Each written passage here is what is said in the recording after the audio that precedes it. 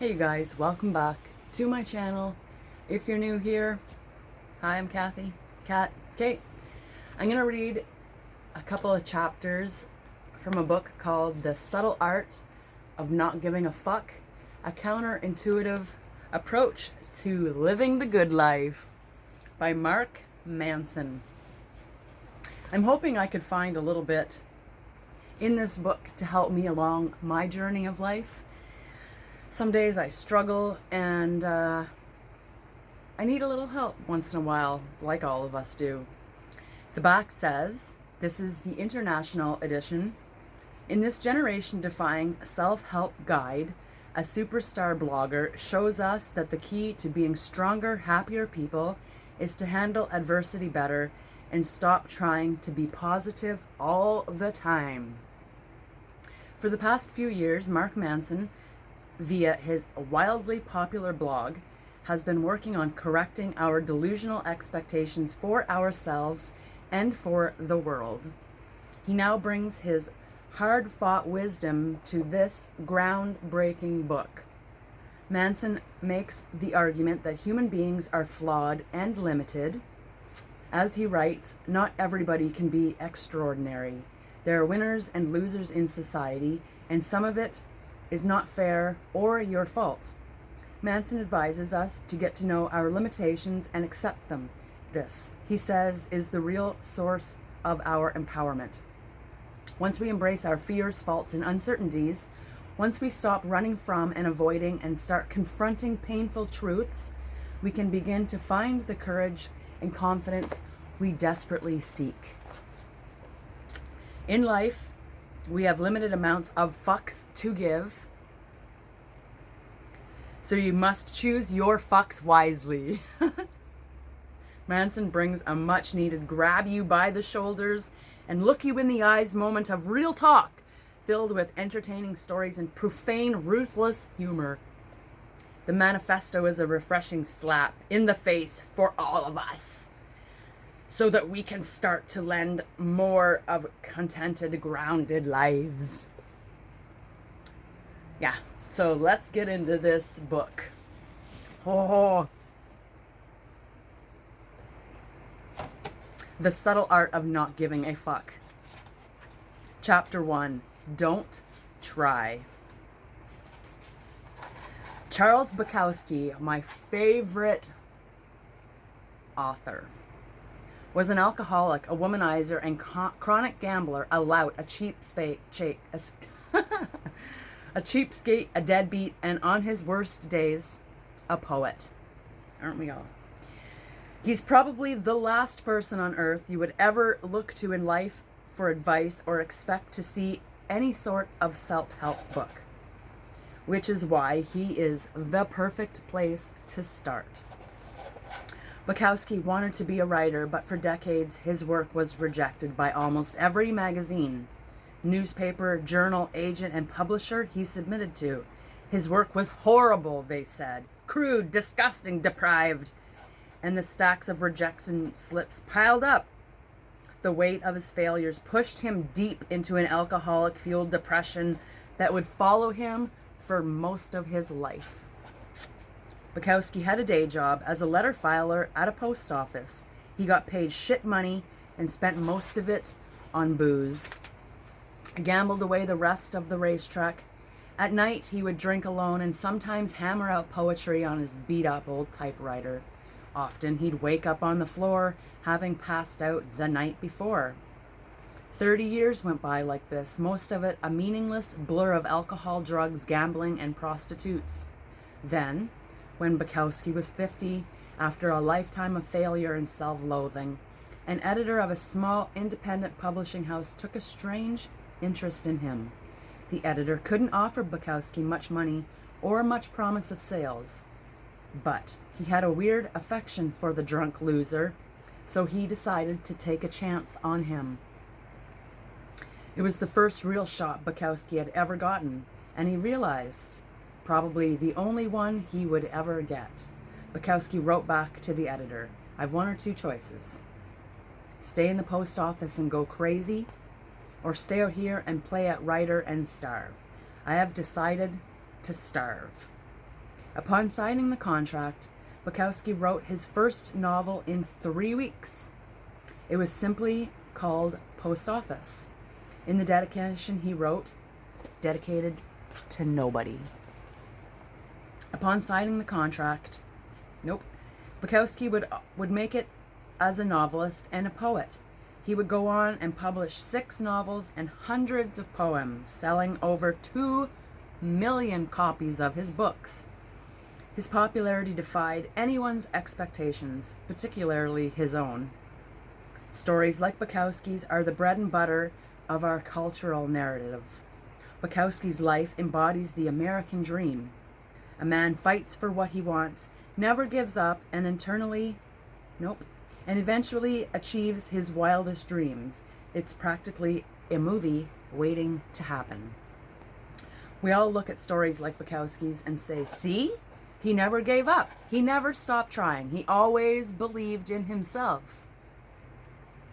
He persisted against all the odds and made something of himself. It is then strange that on Bukowski's tombstone, the epitaph reads, "Don't try."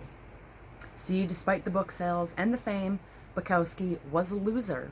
He knew it, and his successes stemmed not from one determination to be a winner, but from the fact that he knew that he was a loser, accepted it, and then wrote honestly about it.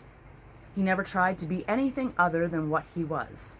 A genius in Bukowski's work was not in overcoming unbelievable odds or developing himself into a shining literary light. He was quite the opposite. It was his simple ability to completely, unflinchingly be honest with himself, especially the worst parts of himself, and to share his failings without hesitation or doubt. This is the real story of Bukowski's success, his comfort with himself as a failure. Bukowski didn't give a fuck about success. Even after his fame, he still showed up to poetry readings, hammered and verbally abused people in his audience. He still exposed himself in public and tried to sleep with every single woman he could find. Fame and success did not make him a better person, nor was it by becoming a better person that he was famous and successful. Self-improvement and success often go together, but that doesn't necessarily mean that they are the same thing. Our culture today is obsessively focused on unrealistically positive expectations. Be happier, be healthier, be the best, better than the rest, be smarter, faster, richer, sexier, most popular, more productive, more envied, and more admired. Be perfect and amazing and crap out 12 carrot nuggets before breakfast each morning while kissing your selfie-ready spouse and 2.5 kids goodbye. Then fly your helicopter to your wonderfully fulfilling job where you spend your days doing incredibly meaningful work that's likely to save the planet the very next day. But when you stop and really think about it, conventional life advice, all the happy, positive, self-help stuff we hear all the time is actually fixating on what you lack. It lasers in on what you perceive your personal shortcomings and failures to already be, and then emphasizes them for you. You learn about the best ways to make money because you feel you don't already have enough money. You stand in front of the mirror and repeat affirmations saying that you're beautiful because you feel as though you're not beautiful enough already. You follow dating and relationship advice because you feel that you are unlovable already. You try goofy visualization exercises about being more successful because you feel as though you aren't already successful enough. Ironically, this fixation on the positive, on what's better, what's superior, only serves to remind us over and over and over of what we are not, of what we lack, of what we should have been first but failed to do. After all, no truly happy person feels the need to stand in front of a mirror and recite that she is happy. She just is. There's a saying in Texas, the smallest dog barks the loudest. A confident man doesn't feel the need to prove that he's confident. A rich woman doesn't feel the need to convince anybody that she's rich. Either you are or you are not. And if you're dreaming of something all the time, then you're reinforcing the same unconscious reality over and over that you are not that. Everyone and their TV commercials wants you to believe that the key to a good life is a nicer job, or a more rugged car, a prettier girlfriend, or a hot tub with an inflatable pool for the kids. The world is constantly telling you that you are the path. The world is constantly telling you that the path to a better life is more, more, more. Buy more, own more, make more, fuck more, be more. You are constantly bombarded with messages to give a fuck about everything all the time. Give a fuck about a new TV. Give a fuck about having a better vacation than your coworkers. Give a fuck about buying a new lawn ornament. Give a fuck about having the right kind of selfie stick. Why? My guess. Because giving a fuck about more stuff is good for business. And while there's nothing wrong with good business, the problem is that giving too many fucks is bad for your mental health. It causes you to become overly attached to superficial and fake, to dedicate your life to chasing a mirage of happiness and self-satisfaction. The key to a good life is not giving a fuck about more. It is giving a fuck about less. Giving a fuck about what is true and intermediate. Giving a fuck about only what is true and immediate and important. That's a long ass chapter. 22 pages. We'll go on a little bit. The feedback loop from hell. There's an insidious quirk to your brain that, if you let it, can drive you absolutely batty. Tell me if this sounds familiar to you. You get anxious about confronting someone in your life. That anxiety cripples you, and you start wondering why you're so anxious. Now you're becoming anxious about being anxious. Oh no, doubly anxious. Now you're anxious about your anxiety, which is causing more anxiety. Quick, where's the whiskey? Or let's say you have an anger problem. You get pissed off at the stupidest, most insane stuff, and you have no idea why. And the fact that you get pissed off so easily starts to piss you off even more. And then in your petty rage, you realize that being angry all the time makes you shallow and mean person, and you hate this. You hate it so much that you get angry at yourself. Now look at you. You're angry at yourself angry about being angry. Fuck you all. Here, have a fist. Oh, you're so worried about doing the right thing all the time that you become worried about how much you're worrying, or you feel so guilty about every mistake you make that you feel guilty about how guilty you're feeling, or you get sad and alone so often that makes you feel so sad and even more alone just thinking about it. Welcome to the feedback loop from hell. Chances are you've engaged in it more than a few times. Maybe you're engaging in it right now. God, I do the feedback loop all the time. I'm such a loser for doing it. I should stop. Oh my God, I feel like such a loser for calling myself a loser. I should stop calling myself a loser. Ah, fuck, I'm doing it again. Can't you see I'm a loser? Ugh! Calm down, amigo. Believe it or not, this is part of the beauty of being human. Very few animals on Earth have the ability to think cognate thoughts to begin with. But the humans have the luxury of being able to have thoughts about our own thoughts. So you can think about watching Miley Cyrus videos on YouTube and then immediately think, what a sicko I am for wanting to watch Miley Cyrus videos on YouTube. Ah, the consciousness. Now here's the problem.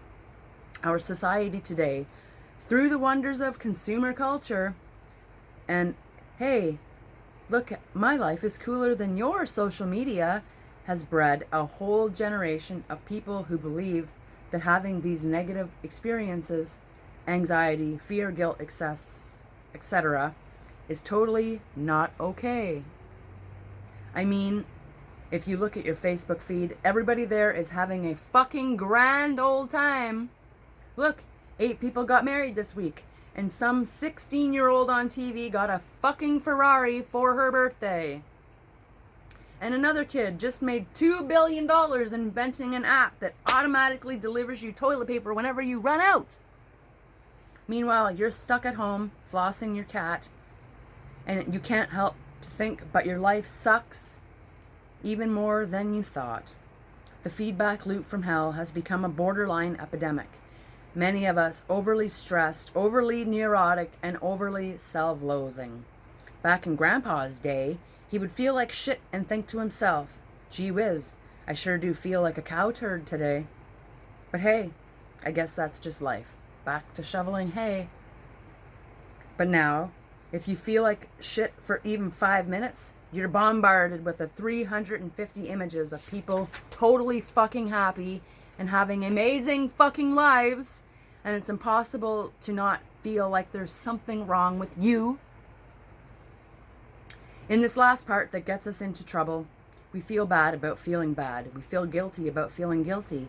We feel angry about getting angry. We get anxious about feeling anxious. What the fuck is wrong with me? Why? This is why not giving a fuck is the key. This is why it's going to save the world. And it's going to save it by accepting that the world is totally fucked. And that's all right. Because it's always been that way. And it's always going to be that way. By not giving a fuck that you feel bad, you short circuit the feedback loop from hell. You say to yourself, I feel like shit, but who gives a fuck? And then, as if sprinkled by magic, fuck giving fairy dust, you stop hating yourself for feeling so bad. George Orwell said that to see what's in front of one's most nose requires a constant struggle. Well, the solution to our stress and anxiety is right there in front of our noses. But we're too busy watching porn and advertisements for ab machines that don't fucking work, wondering why we're not banging a hot blonde with a six-pack to notice. We joke online about first world problems, but when we really have become victims of our own success. Stress-related health issues, anxiety disorders, and cases of depression have skyrocketed over the past 30 years, despite the fact that everyone has a flat screen TV, and you can have groceries delivered right to your front door.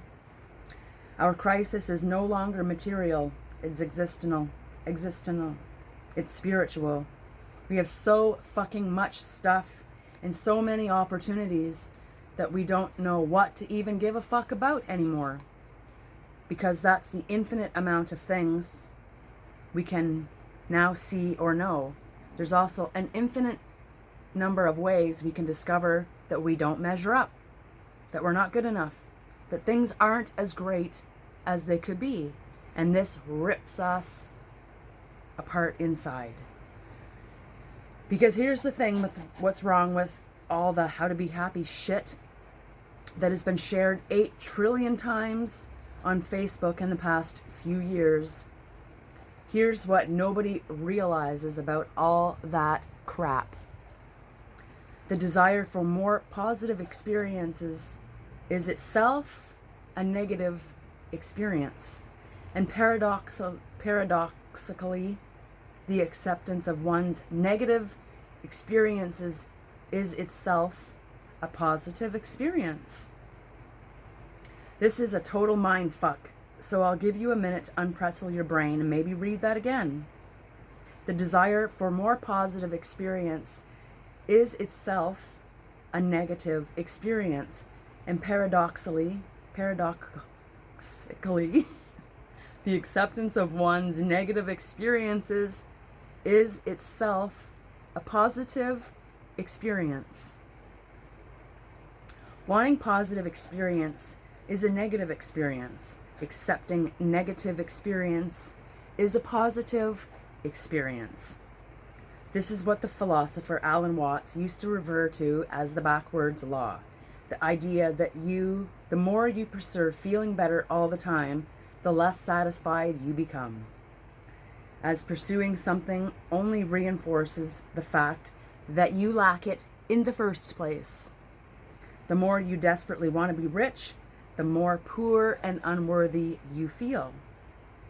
Regardless of how much money you actually make, the more you desperately want to be sexy and desired, the uglier you come to see yourself, regardless of your actual physical appearance. The more you desperately want to be happier and loved, the lonelier and more afraid you become, regardless of those who surround you. The more you want to be spiritually enlightened, the more self-centered and shallow you become in trying to get there. It's like the one time I tripped on acid, and it felt like the more I walked towards a house, the further away the house got from me. And yes, I used to my LSD hallucinations to make a philosophical point about happiness. No fucks given! As the existential philosopher Albert Camus said, and I'm pretty sure he wasn't on LSD at the time, you will never be happy if you continue to search for what happiness consists of. You will never live if you are looking for the meaning of life. Or more simply put, don't try. Now, I know what you're saying.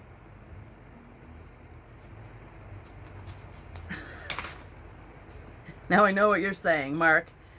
This is making my nipples all hard. But what about the cameo I've been saving up? What about the Camaro I've been saving up for? What about the beach body I've been starving for? After all, I've paid a lot of money for that ab machine. What about the big house on the lake I've been dreaming of? If I stop giving a fuck about all those things, well, I'll never achieve anything. I don't want that to happen, do I? I'm going to end it there. Let me know what you think. If you want me to continue the subtle art of not giving a fuck, I'm pretty sure I'm on my way to mastering it.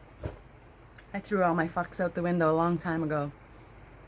Like, comment, share, and subscribe if you haven't already. Come find me on my socials. Instagram, it's KatieCat077. TikTok, it's KatieCat777. And on Snapchat now, it's just Brash, because I forgot my fucking passwords yesterday and had to create a new account. If you're my one hater who hates every single video I put out there, send this video to your hater. And hopefully that's 2 minutes of their life that they'll never get back. Until next time, love you guys all so much. And I'll see you in my next video.